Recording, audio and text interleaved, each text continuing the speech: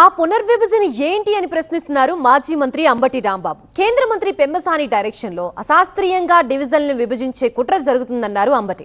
ఈ నెల 23న తమ అభ్యంతరాలు ఇస్తామన్నారు. గుంటూరు కార్పొరేషన్లో డివిజన్ల పెంపు వివాదాస్పదమవుతోంది. ప్రభుత్వం డివిజన్ల పెంపు ముసాయిదాను ప్రకటించడంపై ప్రతిపక్షం ఆగ్రహం వ్యక్తం చేసింది. ఈ నెల 24 వరకు అభ్యంతరాల స్వీకరణకు సమయం ఇచ్చారు కార్పొరేషన్ అధికారులు. గుంటూరు కార్పొరేషన్లో ప్రస్తుతం 57 డివిజన్లున్నాయి. వీటిని 76కు పెంచుతూ ప్రభుత్వం ముసాయిదా ప్రకటించింది. జనాభా ప్రాతిపదికన డివిజన్లు పెంచుతామంది. 2011 జనాభా ఆధారంగా 9,000 మందికి ఒక డివిజన్ ఏర్పాటు చేస్తున్నారు.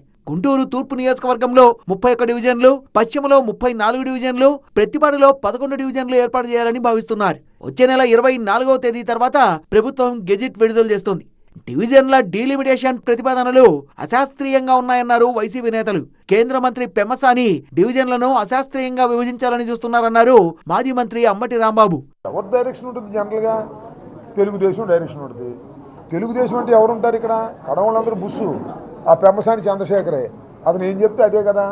అట్లా నడుస్తున్నారని మాకు ఉన్న డౌట్. దానికి ఆధారాలు ఏమీ లేవు. రెండో అంశం ఏంటంటే, ఇప్పుడు అశాస్త్రీయంగా జరిగిందని చెప్పింది ఎవరు? మాకన్నా ముందు తెలుగుదేశం వాళ్ళు చెప్తున్నారు. చూశారుగా, పేపర్లో స్టేట్మెంట్ ఇచ్చి చూసారా? ఏ ఎమ్మెల్యేనో, లోకల్ ఎమ్మెల్యేనో, నాన్ లోకల్ ఎమ్మెల్యే ఆయనే చెప్పాడు ఇది అశాస్త్రీయంగా జరిగింది, ఇష్టం చేసి చేసి పారేశారు అధికారులని. తెలుగుదేశం వాళ్ళకే నమ్మకం లేదు. అంటే తెలుగుదేశంలో గ్రూపులు ఉన్నాయన్నమాట. అంతే. పెమ్మసాని గారు చెప్పిన దానికి వీళ్ళు ఒప్పుకోవట్లేదని నాకు అనుమానం కలుగుతుంది. ఈ నెల 23న డీలిమిటేషన్ ప్రతిపాదనలపై కార్పొరేషన్ అధికారులకు అభ్యంతరాలు ఇస్తామన్నారు అంబటి రాంబాబు.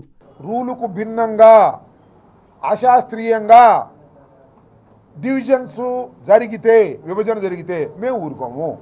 ప్రజల్లోకి తీసుకెళ్తాం, అవసరమైతే న్యాయస్థానాలకు వెళ్తాం. రేపు 23వ తారీఖున అబ్జెక్షన్స్ని పెద్ద ఎత్తున మేము ఇవ్వబోతున్నాం. ఆ అబ్జెక్షన్కి అన్ని సమాధానం చెప్పిన తర్వాత మాత్రమే వాళ్ళు ముందుకు వెళ్లాల్సిన పరిస్థితి ఏర్పడుతుంది. మేము వీఆర్ అలర్ట్. మేము కీన్గా అబ్జర్వ్ చేస్తున్నాం. ప్రతి విషయాన్ని కీన్గా అబ్జర్వ్ చేస్తున్నాం. తెలుగుదేశం వాళ్ళే చేయించుతారు, వాళ్ళే మళ్ళా శాస్త్రీయంగా లేదని వాళ్ళే చెప్తారు. ఎవరు చేస్తారు ఇవన్నీ? కమిషనర్ ఎవరు చెప్తే చేస్తారు? లేదా స్టాఫ్ ఎవరు చెప్తే చేస్తారు? తెలుగుదేశం వాళ్ళు చెప్తే చేస్తారా, మేము చెప్తే చేస్తారా? అశాస్త్రీయంగా డివిజన్లు విభజిస్తే ప్రజలతో కలిసి పోరుబాట పడతామంటున్నారు అంబటి.